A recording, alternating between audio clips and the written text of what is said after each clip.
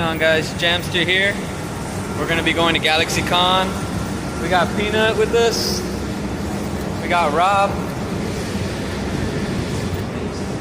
And apparently we hear the lines are long. There's a lot of great guests at the con. So we're gonna check it out for Saturday, September 2nd. Let's see what we got.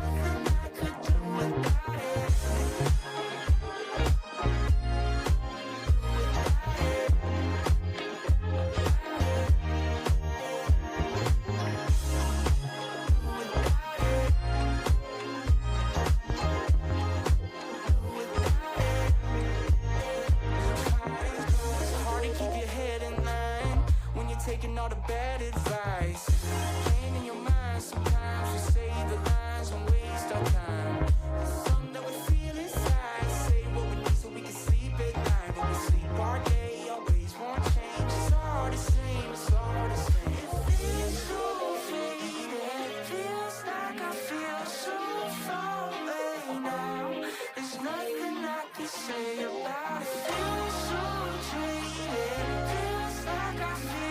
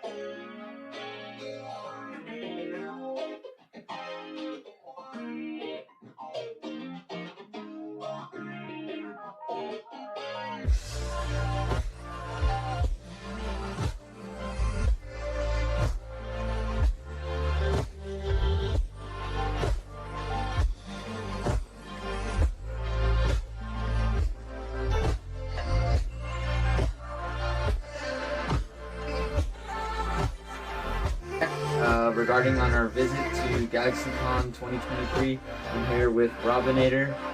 We also had our other buddy Peanut, who was also joined us at the con, but he couldn't be here this morning. So pretty much we're going to be going over everything of our experience with GalaxyCon. First things first, it was in Austin, Texas.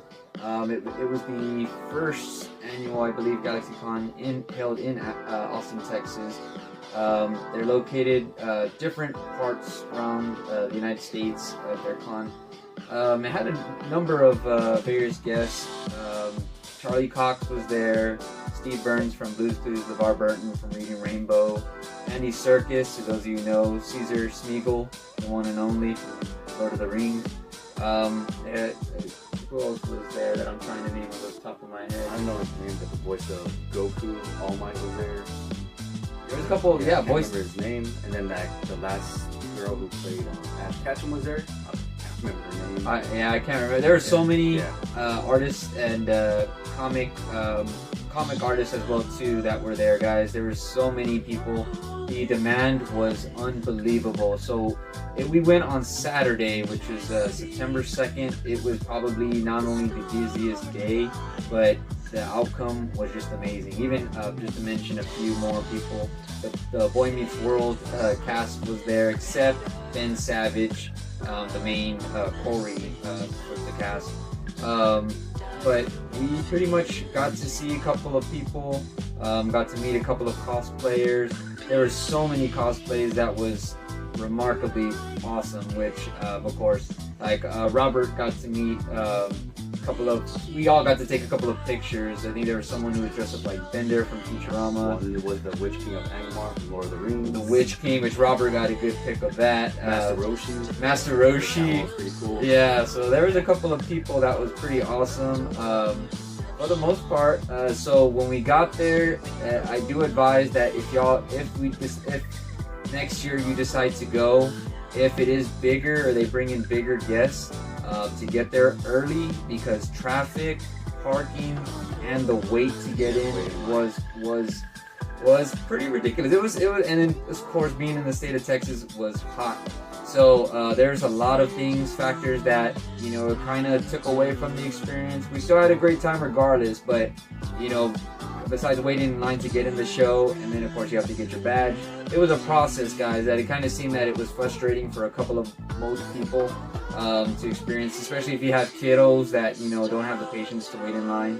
But yeah, that was pretty much it. The line went fairly fast, would you say? It did. It was just, of course, the process of being there in the heat. Yeah, and then the sucky part out of the whole entrance they have at the convention center, there's only one entrance open, which was very inconvenient for security purposes, for sure. and trying to get. Of course, they didn't have any bag policies, which was kind of cool. Yeah. So if there's, you know, wanting to buy like large items or stuff, you know, you can haul it within, you know, duffel bags. But of course, they got to do prop checks, everything like that. But for the most part, we got some pretty cool purchases. I know Rob got a couple of comics. I also did too. So the con had some exclusives. One of them being it was The Boys. This was a Homelander exclusive variant that was there. I think it was right here. This one was a limited of 1,000 copies run made for just exclusive for the con. So we got Homelander there. And then I also got this Maleficent variant, which is by Sue Lee. So we got that, which was GalaxyCon exclusive. And then Rob got a couple of comics. Yeah, I got a pretty good amount, but I'm not saying the ones I got mainly were Daredevil comics, because Daredevil was my favorite Marvel character. There's some that I got, some old school ones I try to look for. Super hard for include on that. Then I got some like Carnage comics, Venom comics, etc. and all that. And then I also found I like to play D&D. I don't play often, but I bought some Hellfire Club D&D dice. They're pretty cool. That was pretty cool, guys. And a lot of these sellers, vendors. I don't know if you can see them. Kind of bring it up, but yeah, they're metal dice, which is pretty cool. And we'll get I got those. And we'll get a closer picture of that. Cool. Yeah. So and then another awesome find that I didn't find, but Jamster did, was one of my all-time favorite movies is Bill and Ted: Excellent Adventure. Found some trading cards of that movie, which was pretty cool. That was a pretty solid find. It was whole set, still in the box, like still wrapped too. Still wrapped. I think what's the date on that? So the date on here is the bottom. This set was printed in 1991. So in the 1990s, guys. So there's a lot of vendors with props, artwork, DIYs, tumblers, comics. Not too much comics, but mostly creative stuff, which was pretty cool because a lot of those people, you know, displaying their artwork or even to their own work of, I guess you should say, like instead of reselling like Funko comics, there was a lot of people like making their own crafts, which it's pretty cool, man. So it was a pretty cool experience. Stuff that you normally don't see often in different places. One thing I wish that was more comic vendors. There were like 4 or 5 vendors that had comics. From the few, and from those few, we probably splurged about a good amount. I know I got a couple of them. We even like my wife, she's a Superman fan, from y'all know from the last video. But I think one that we had gotten was.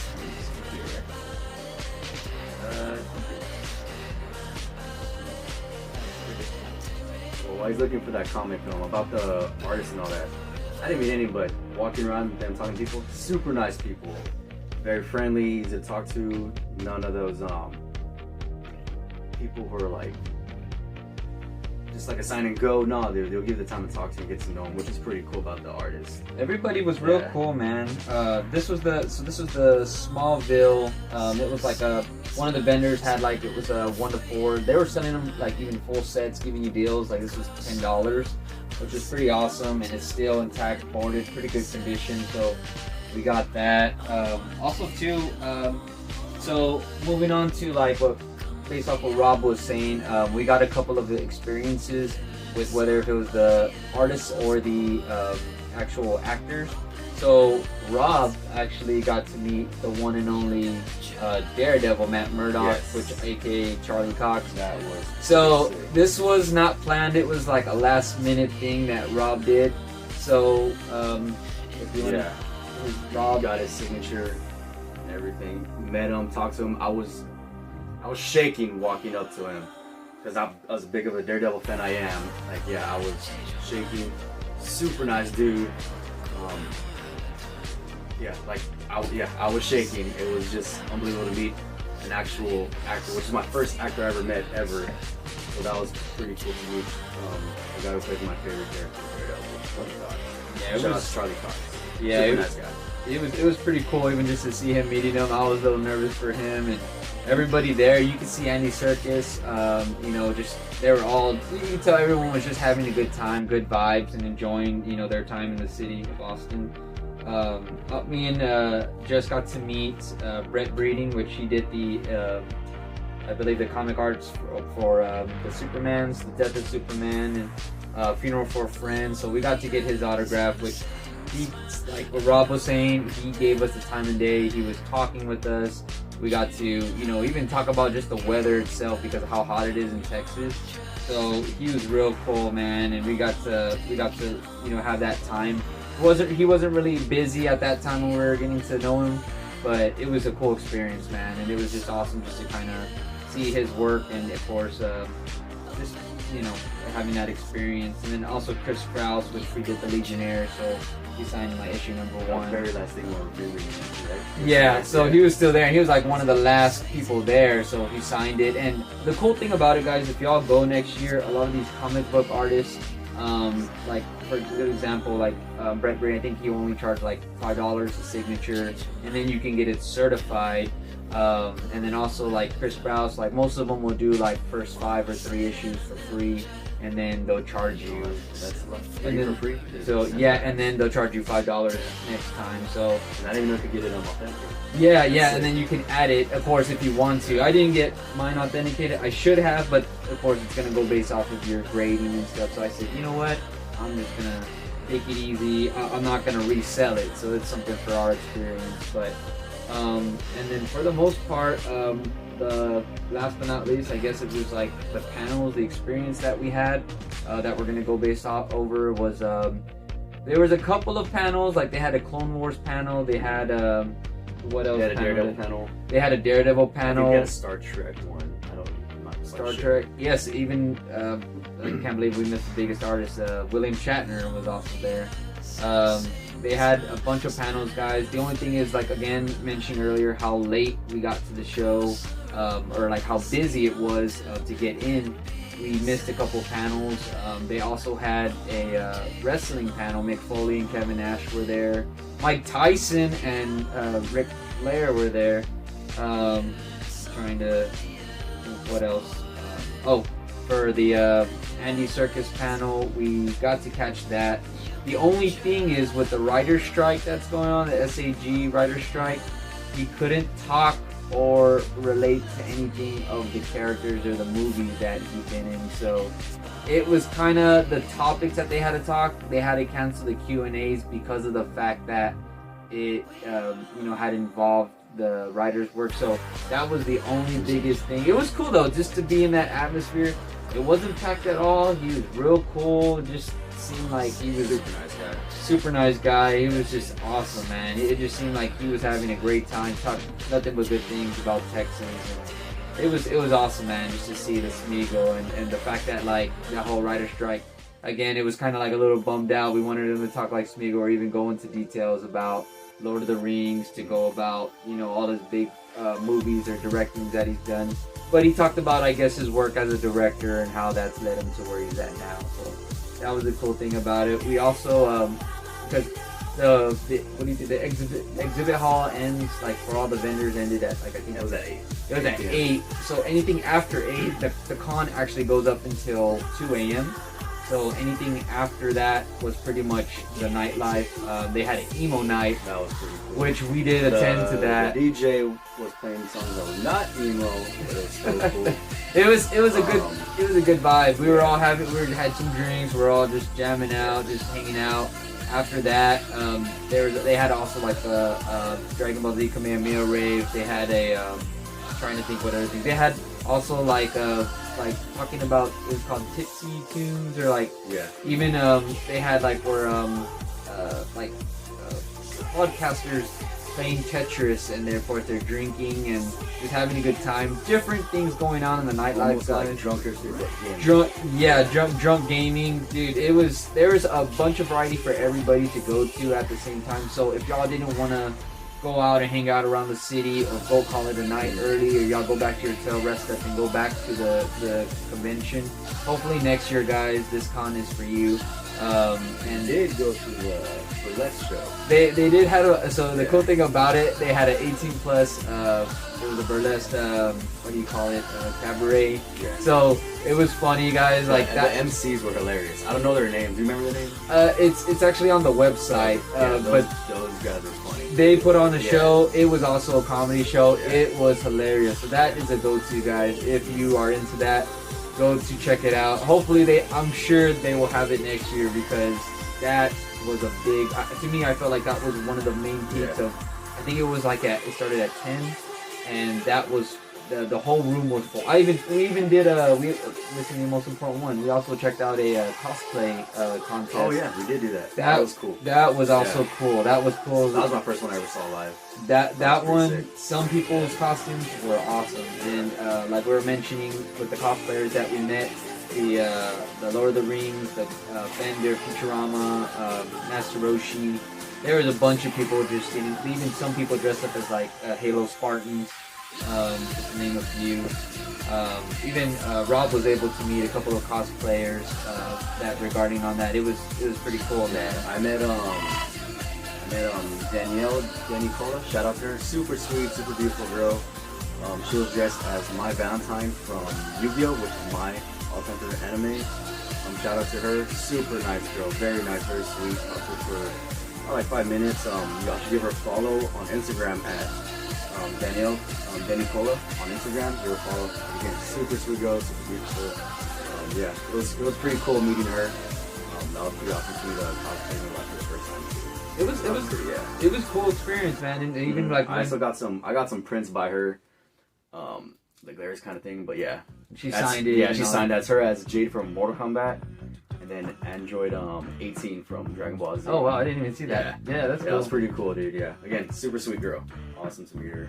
It was a cool experience, guys. For the most part, even though, like I said, there was a little bit of hiccups there, regarding, like I said, couple things that, of course, being the first year at Austin, that hopefully they'll fix up next year that they know to work on. But it was great. I wish we would have met more guests, but a lot of them, most of the time, they weren't at their booths. They were doing photo ops or panels, and of course, you see how busy they are. But guys, it was pretty fun for the most part. I mean, obviously, if a con's for you, get your nerd on and go visit some of those cons, check it out. So appreciate it. It was fun being out there with Peanut and for Robinator out here. So, but until next time, guys. I'm Jams. Thank you, Rob, for being here with us. Nice to meet For you. Robinator.